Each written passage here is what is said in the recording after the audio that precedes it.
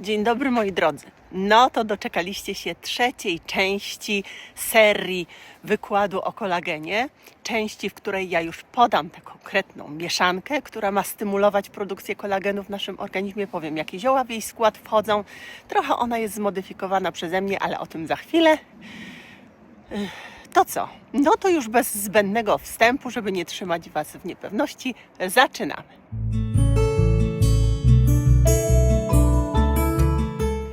Jeszcze tylko na początku opowiem Wam, skąd ta mieszanka się wzięła. Opowiem Wam po to, aby uwiarygodnić to, że ona faktycznie nie wyszła spod byle jakiej ręki czy z byle jakiej głowy. Posłuchajcie. Będąc studentką Uniwersytetu Medycznego na kierunku fitoterapii, jak wiecie, miałam wykłady z wieloma niezwykle kompetentnymi i ciekawymi osobami. Jedną z nich był dr Krzysztof Błecha. Lekarz, cudowny lekarz, ale też i fantastyczny człowiek, który związany jest z zielarnią ojca Grzegorza Sroki od wielu lat. Ponad 20 lat chyba tam pracuje. Ojciec Grzegorz Sroka, wiecie, wybitny, no może najwybitniejszy, chociaż tu nie będę ferować takich wyroków, bo zaraz znajdą się osoby, które mają swoich ulubieńców, no ale trzeba przyznać obiektywnie, że jeden z najwybitniejszych zielarzy klasztornych, zakonników, jacy w tym naszym świecie zielarskim tutaj się kiedykolwiek pojawili. I wspomniany tutaj dr Błecha opowiadał nam historię z dawnych czasów, kiedy to do ojca Grzegorza Sroki, no nie takie dawne, no bo ojciec Grzegorz Sroka umarł chyba w 2006 roku, także trochę sobie pożył. No ale przyjeżdżał do niego profesor Aleksander Ożarowski. Druga wielka postać, jeśli chodzi o fitoterapię. Widzicie? Dolarek jest, doczekaliście się go też na filmie. Jeśli chodzi o fitoterapię, no nie tylko polską, ale światową, tutaj nie ma co do tego już żadnych wątpliwości. I profesor Ożarowski przyjeżdżał do tego klasztoru, do ojca Sroki. Tam miał swój kącik. Ponoć to było nawet nie na parę dni, tylko na parę tygodni czy parę miesięcy przyjeżdżał. Tam miał swój kącik, w którym się zaszywał, tworzył, myślał, pisał książki, przechadzał się po klasztornych ogrodach.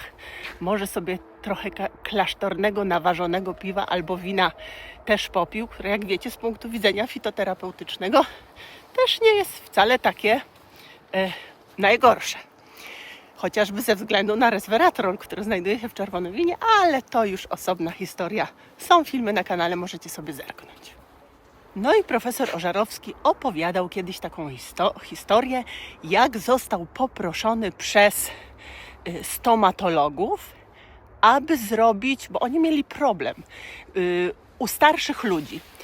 Mianowicie problem polegał na tym, że nie chciały się przyjmować implanty, bo jak wiecie, implant trzeba tam wstawić, potem on musi się obudować kością, tak? I musi tam się zagnieździć w tej kości. A u starszych ludzi, no jakoś to nie funkcjonowało. I zwrócili się, towarzystwo jakieś stomatologiczne, zwróciło się, czy grupa stomatologów, już nie wiem, nie chcę tutaj przekłamywać, ale zwrócili się do profesora Ożarowskiego.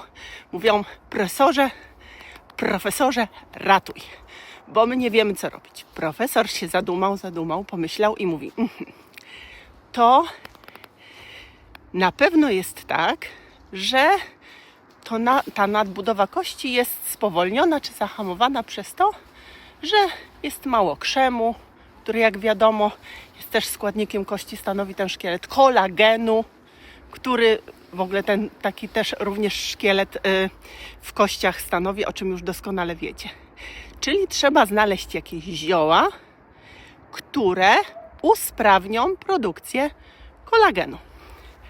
I zrobił mieszankę profesor Ożarowski i się okazało, że faktycznie wszystko cudownie, pięknie, doskonale się z punktu widzenia stomatologicznego to sprawdziło. Dentyści byli przeszczęśliwi, ale jeśli można tak powiedzieć, skutkiem ubocznym stosowania tej mieszanki było również to, że kolagen nie tylko nabudowywał się tutaj w jamie ustnej z pomocą idąc implantom, które tam zostały wstawione, ale również nabudowywał się w skórze i staruszkowie byli piękni, gładcy, wyglądali nie tylko z nowym uzębieniem na minus 20 lat, ale i z tą piękną, jędrną, nabudowaną skórą. Bo jak wiecie, kolagen wytwarzany jest w fibroblastach, czyli komórkach skóry. Tam one go muszą wytworzyć. Kolagen i elastynę. I wtedy skóra nasza jest piękna. No to taka jest historia. Także to nie są zioła czy mieszanka wyssana z palca, tylko naprawdę wyszła z ręki, czy spod ręki, czy z głowy wybitnego człowieka, jeśli chodzi o ziołolecznictwo. I z czego ta mieszanka się składa? Bardzo proszę.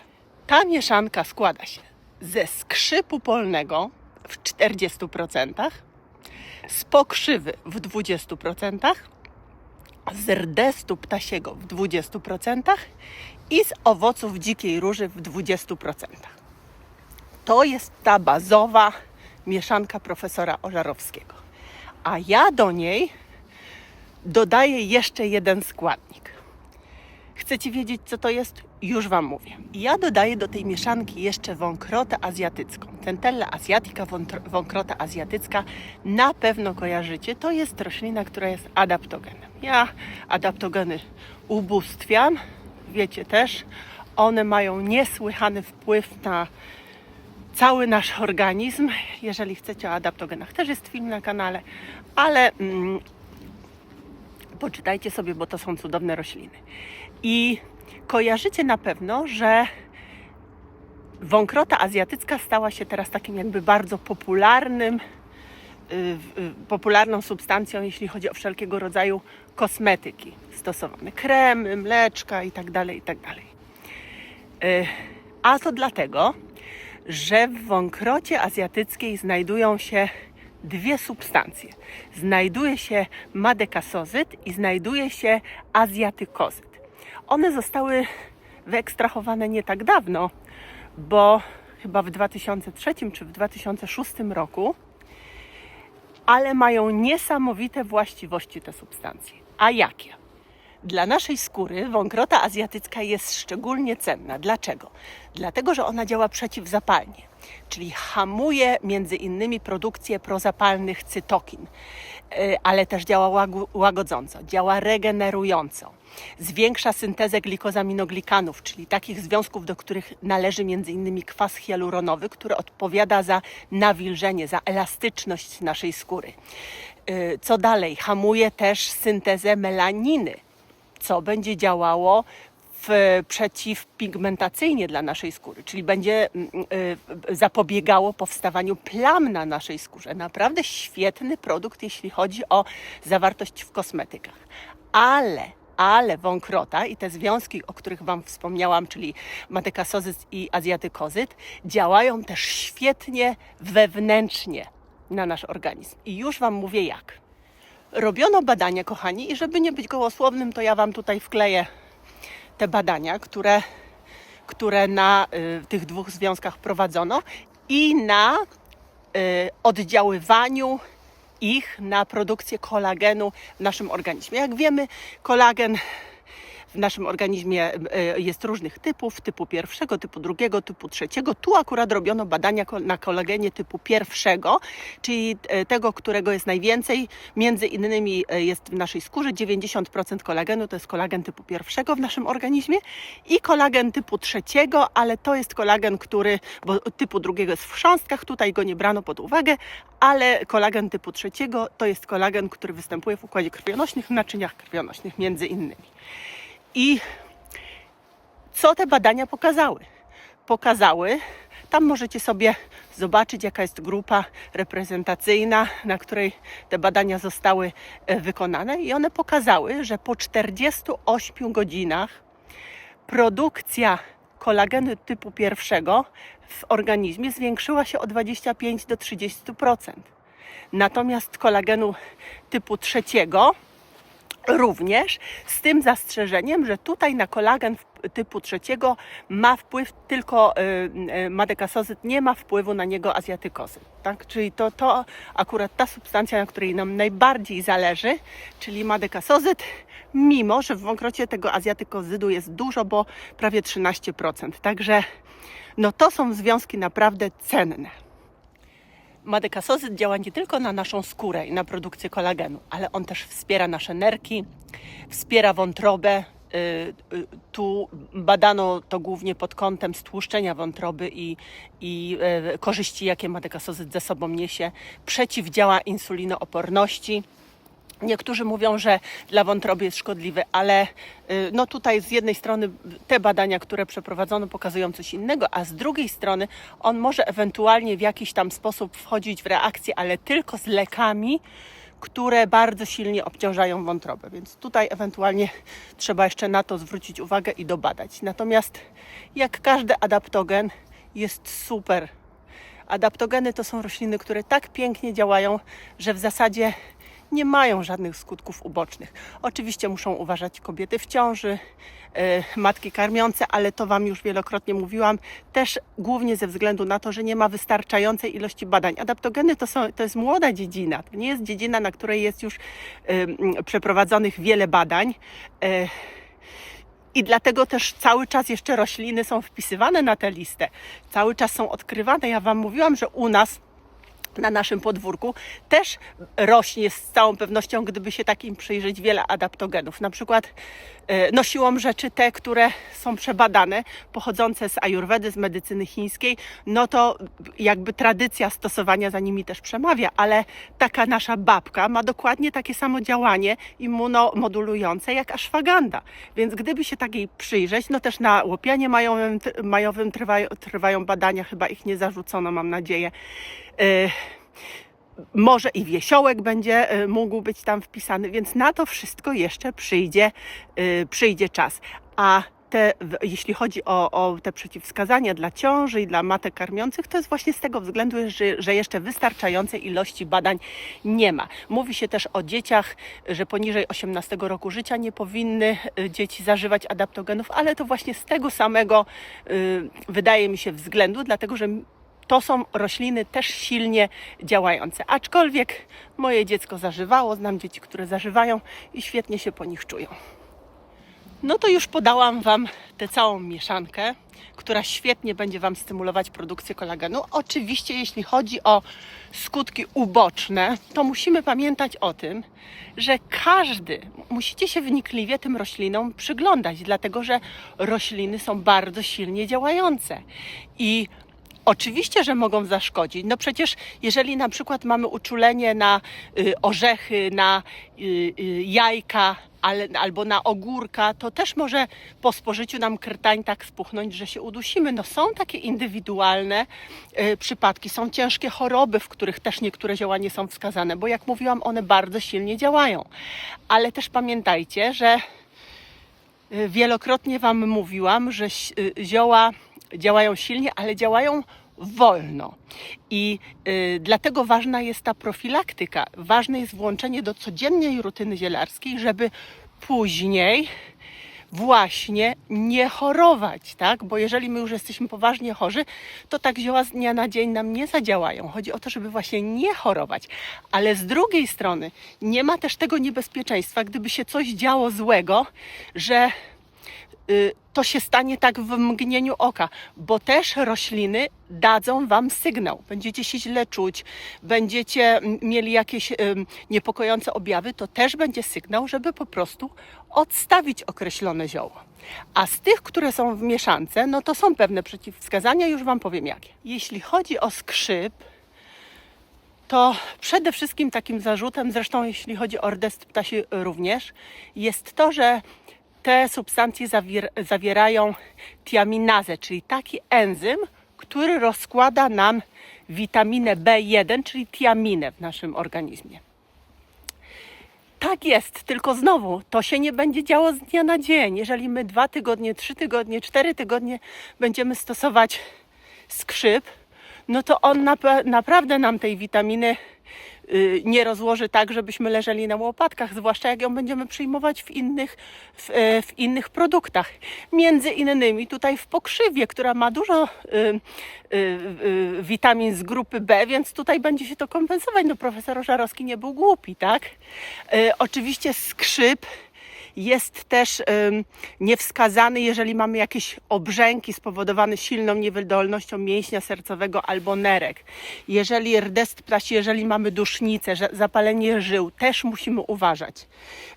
W przypadku pokrzywy, jeżeli mamy nadmiar żelaza w organizmie, też musimy na tę pokrzywę uważać. No a dzika róża jest super bezpiecznym surowcem. To jest jeden z nielicznych, które nawet kobietom w ciąży jest polecany. Tylko mówi się, że trzeba uważać, jeżeli ktoś jest po jakimś silnym zawale, dlatego że dzika róża, podobnie jak i pokrzywa, zwiększa nam nieco krzepliwość krwi, więc może prowadzić w określonych, jeżeli ktoś ma określone predyspozycje czy inklinacje, może prowadzić do jakichś zakrzepów, które potem będą niebezpieczne. Ale no wiecie jak to jest, no wszystko nam może na głowę spaść, cegła też jak idziemy po ulicy. Tym związkiem, który właśnie za krzepliwość krwi odpowiada w dzikiej róży, jest rugozyna E, więc jeżeli chcecie, możecie sobie poczytać o tym związku.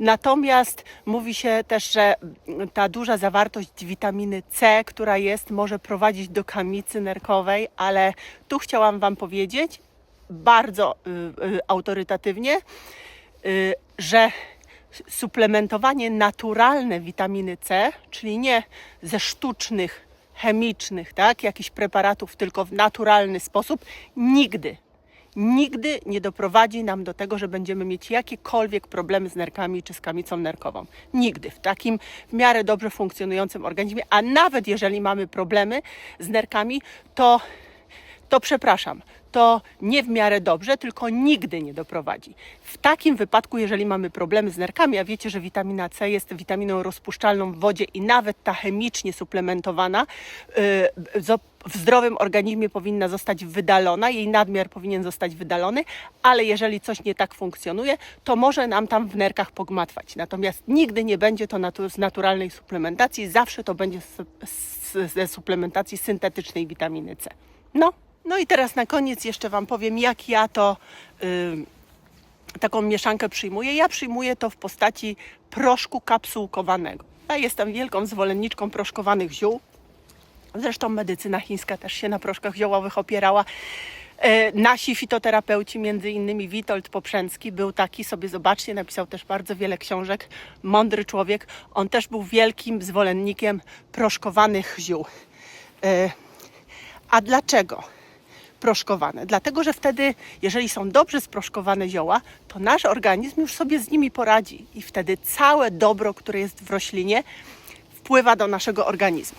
Też wiecie, gdybyśmy chcieli to gotować ze względu na pozyskiwanie krzemionki, no bo na niej nam zależy, no bo to jest ważne, ten krzem. To są zioła jakby tutaj bazujące na tym, że do naszego organizmu dostarczamy krzem, to musielibyśmy to gotować 20 minut, dlatego że to jest minimalny czas, 15-20 minut, kiedy się wytrąca krzemionka. Ale jakbyśmy taką różę pogotowali 20 minut, no to już z tej witaminy C tam nam nic nie zostanie. Doskonale wiecie, witamina C rozkłada się w temperaturze 70 stopni, jest bardzo termoniestabilna. Więc jeżeli my zrobimy proszek, to i sobie z krzemionką nasz organizm poradzi i witamina C się tam dostanie. Wiecie, że witamina C jest też ważna do produkcji kolagenu. Mówiłam w drugiej części, zerknijcie sobie, stymuluje produkcję kolagenu, a w dzikiej róży jest jej naprawdę dużo. Dlatego właśnie ja bazuję na kapsułkach. Myślę, że to jest bardzo dobra metoda. Kapsułki, bo czasami jak proszki zażywamy, to takim proszkiem, zwłaszcza dobrze zmielonych ziół, można się zakrztusić, on się tam gdzieś przylepia. To jest no, dla bardziej wrażliwych osób, może, czy dla starszych osób może być to taka trochę niebezpieczna metoda, natomiast kapsułkę połykamy. Są kapsułki, tylko pamiętajcie, bierzcie takie certyfikowane. Film o kapsułkowaniu też jest na moim kanale. Kupujcie certyfikowane. One są również wegańskie, zrobione z takiej specjalnie przetworzonej celulozy, ale są też żelowe, z żelatyny powstające te kapsułki. Tylko jak mówię, takie certyfikowane, które mają wszystkie dokumenty produkcji, bo ja widziałam jakieś worki kapsułek za 10 czy za 15 zł, które sprzedają nasi przyjaciele skośnoocy, to ja bym takim kapsułkom jednak nie wierzyła, bo nie wiadomo z czego one są i co w tej kapsułce jest, więc takich nie kupujcie raczej. No to co, kochani, a jeszcze Wam pokażę Dolisia, żeby tradycji się stało zadość. Mam nadzieję, że będziecie sobie robić taką mieszankę, bo ona jest naprawdę dobra i świetnie się sprawdza. A ja co? A ja trzymam za Was kciuki, życzę Wam zdrowia i urody. Ściskam Was mocno i papa do następnego razu. Piszcie mi też, jakie filmy byście chcieli oglądać na moim kanale. No dopóki jeszcze nie wybuchła nam wiosna, bo jak wybuchnie, to będziemy się koncentrować na ziołach w terenie, ale póki co, no to jeszcze możemy sobie porobić takie teoretyczne filmy o wspomaganiu zdrowia. No chodź. No widzicie? Idzie, on jest grzeczny. Chodź, tam nikogo nie ma. Jak ja go zawsze wołam, to jemu się wydaje, że ktoś tam idzie i go przywołuje. No machaj ogonkiem, machaj. Jesteś zadowolony? No dobrze, no to się chociaż pożegnaj. Łapę daj. No łapę. No tak, dajesz łapę. Dobrze, super. No to my się z Wami żegnamy. Pokazuję Wam, ach, jak pięknie słoneczko wyszło. Zobaczcie. Ślicznie my tu mamy. Bardzo ładnie. Trzymajcie się zdrowo, trzymajcie się ciepło, ściskamy Was, papa. Chodź do Liś.